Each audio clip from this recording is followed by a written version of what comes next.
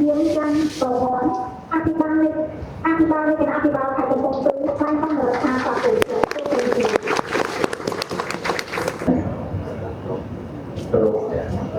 អារម្មណ៍ខេត្តបានឌីរដ្ឋមន្ត្រីក្រសួងសាធារណសុខភាពគណៈកម្មាធិការសម្រាប់ទទួលការវិវត្តសេដ្ឋកិច្ចប្រព័ន្ធទីក្រុងអារម្មណ៍យើងសង្គមប្រតិបត្តិការខេត្តអារម្មណ៍មកដល់លេខភាពសង្គមសមាគមសម្ព័ន្ធជួនសេដ្ឋកិច្ចកម្ពុជាទីក្រុង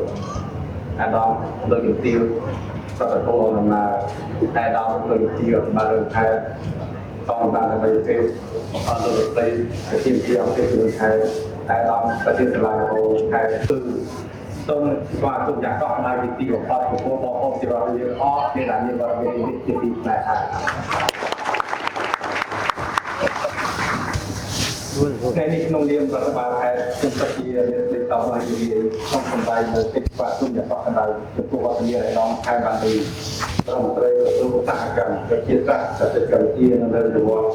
និងជាប្រធានគណៈកម្មាធិការសម្របសម្រួលការវិវត្តសេដ្ឋកិច្ចក្រៅប្រព័ន្ធដែលបានចំណាយពេលវេលាដ៏មានយើងអញ្ជើញចូលរួមជាអធិបតីក្នុងយុទ្ធនាការផ្សព្វផ្សាយការជួបឈ្មោះអ្នកសេដ្ឋកិច្ចក្រៅប្រព័ន្ធនៅខេត្តកំពង់ស្ពឺតាមរយៈស្ថានភាពដ៏មានសារៈសំខាន់មួយទៀតក្នុងការនេះខ្ញុំសូមគោរពការជួបហើយបងក្រាបអធិបតីនិងអង្គប្រតិទាំងមូលអំពីស្ថានភាពទូទៅខេត្តកំពង់ស្ពឺដូចជាខាងដើមសង្គមនៅស្ថានភាពឧស្សាហកម្មមានហេតុការណ៍សម្ព័ន្ធប្រតិបត្តិគុំប្រតិបត្តិគ្នារួមមានទៅលឿនទៅជាលេខ4 41 44នៅក្នុងជានឹងលឿនរបស់និងជាប្រធានគណៈកម្មាធិការសម្របសម្រួលការអភិវឌ្ឍសេដ្ឋកិច្ចក្រៅប្រព័ន្ធសូមគោរពឲ្យដល់ខ្ញុំសង្គមចាន់សព័ន្ធអភិបាលនៃគណៈអភិបាលខេត្តកំពង់ស្ពឺឯកឧត្តមបណ្ឌិតលេខសុភាពប្រធានសមាគមសហព័ន្ធយុវជនសេដ្ឋកិច្ចកម្ពុជាឯកឧត្តមលោកជំទាវជាថ្នាក់ដឹកនាំនៃក្រសួងឧស្សាហកម្មវិទ្យាសាស្ត្របច្ចេកវិទ្យានិងវិទ្យាវត្តឧត្តមលោកជំទាវអង្គការលោកស្រីតំណាងរដ្ឋបាលថ្នាក់ជាតិថ្នាក់ក្រោមជាតិគ្រប់លំដាប់ថ្នាក់និងកងកម្លាំងប្រដាប់អាវុធជុំវិញខេត្ត1000នាក់អត់បានបាទអញ្ចឹងមានតែទីធ្លាតែទីនេះយើងបានជុំគ្នាអញ្ចឹងក៏សូមអរគុណឯកឧត្តមប្រធានក្រុមប្រឹក្សាឯកឧត្តមអភិបាលខេត្តដែលបានខិតខំសហការរៀបចំជាមួយក្រុមការងារយើងខ្ញុំរៀបចំឲ្យមានពិធីជួបជុំគ្នានៅពេលនេះហើយយុទ្ធនាការនេះទីទៀតខ្ញុំនឹងជម្រាបជូនបងប្អូនខិតខំអញ្ជើញមកក្តៅក៏ក្តៅបែកញើសអត់បានបាទខាតមុខរបរមកល្ងាចទេថ្ងៃនេះប្រហែលបាទអ្នកដែលមានមុខរបរទៅផ្អាកមករសៀលហើយបាទអញ្ចឹងតើមកនេះខ្ញុំជឿជាក់ថាពិតជាចង់ស្ដាប់ចង់ដឹងថារដ្ឋាភិបាលបានគិតគូរអ្វីខ្លះជូនបងប្អូនបានកាត់ខំមកបើមិនចឹងទេ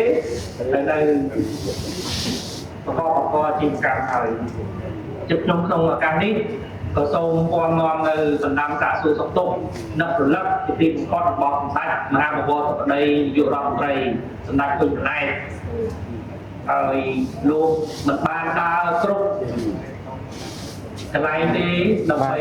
យុទ្ធនាការនេះគឺលោកបានឲ្យយើងខ្ញុំចុះជួបផ្ទាល់ជំរុញផ្ទាល់ដល់បងប្អូនប្រជាពលរដ្ឋ